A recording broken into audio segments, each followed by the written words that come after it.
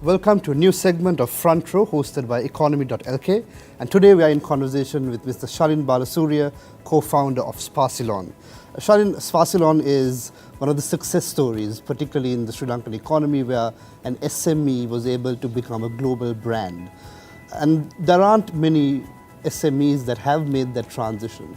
What in particular helped Spa Ceylon become that global brand and kind of move away from the traditional SME sector that we are known to in Sri Lanka?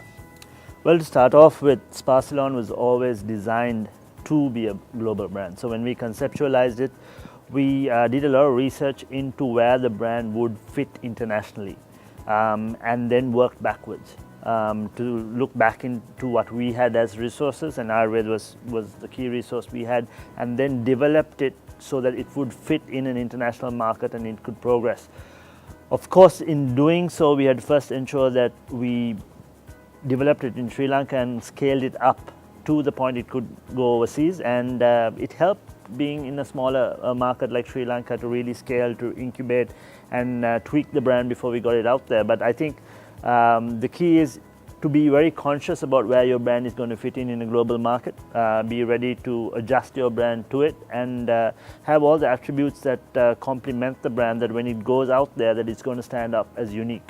Being unique is a key factor, and a factor that we work on a day-to-day basis, because that's what's going to keep you differentiated and keep your customers coming to you.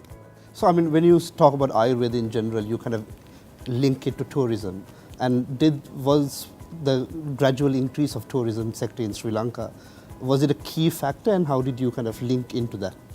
See, like I said, we started conceptualizing this brand before the end of the war, right? So we came from a point where we needed to conceptualize a brand that had the legs to go overseas, because there wasn't much traction happening locally.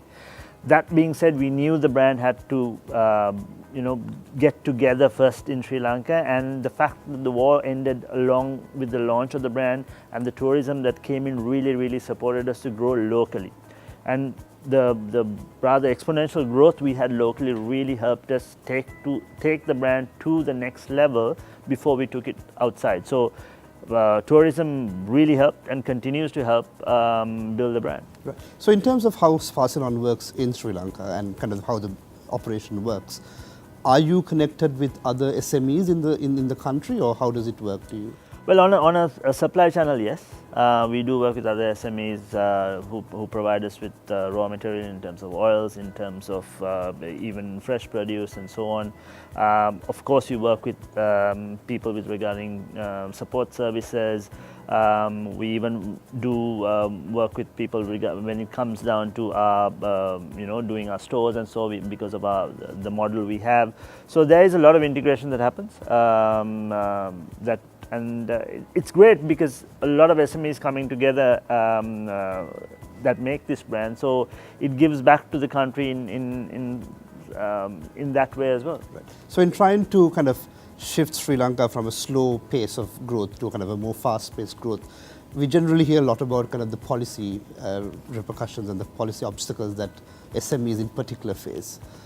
Is there anything unique that Spa Ceylon did to kind of overcome those obstacles, or is it just a matter of how Spa Ceylon position themselves differently from other SMEs? See, from export terms, being in the Ayurveda sector, it was helpful. There were certain FTAs that we got to leverage on. There was a lot of support for Ayurveda manufacturers, and there still is. So you're talking about kind of the India FTA and so on? India FTA and so on, right? A lot of support for Ayurveda manufacturers, and we are an Ayurveda manufacturer. So policy-wise, there aren't issues. The policies actually for manufacturers and Ayurveda manufacturers are fairly good.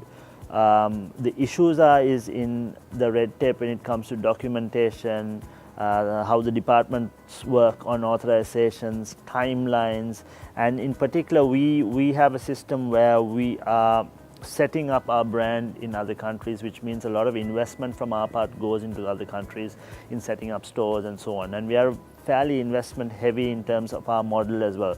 So when it comes to getting finances out there for that, when it comes to getting finances for intellectual property, that kind of thing is very tedious because of our restrictions. So on that side, policy could identify international or local companies playing internationally a little better and give some support, and that will really help fast track from our point of view, for instance. So, I mean, finally, Shalin, in terms of the future of Spa Ceylon, and you spoke about kind of the investment being investment heavy when it goes abroad. What is your strategy moving forward in terms of making this a much bigger brand? I think you export to 14 countries, if I'm not mistaken. Yes. How does it expand even further, or what do you envision for Spa Ceylon and in general this sector in Sri Lanka? Right. So we are in 72 locations across 14 countries. We're looking at hitting about 16 to 18 countries and going to about 100 locations before the end of this financial year. So there is a lot of fast-track growth that's happening. There's a lot of interest in the brand, and the brand is constantly evolving and changing to market trends and so on as well. So there's a continued interest in the brand from across the globe. So what we are going to be doing in the next 5 years is really leveraging on that. We are heading into Europe towards the end of this year. We are looking at the US towards the end of next year. So getting into some really big markets. And we've done the market research already. The response to the brand has been tremendous. So we are expecting big things from the brand. In terms of how the brand operates as well, we have a franchise system that's happening, which helps with how intensive capital intensive it is for us. We have a lot of interest in people wanting to partner in certain countries. We've looked at using local partners because of their homegrown advantages, which works really well. So lots happening in the next 5 years and further, and we are expecting a lot of growth. Excellent. All the very best, Shalin, and thank you very much for speaking to us. Thank you. Join us again for a new segment on Front Row through Economy.lk. Thank you.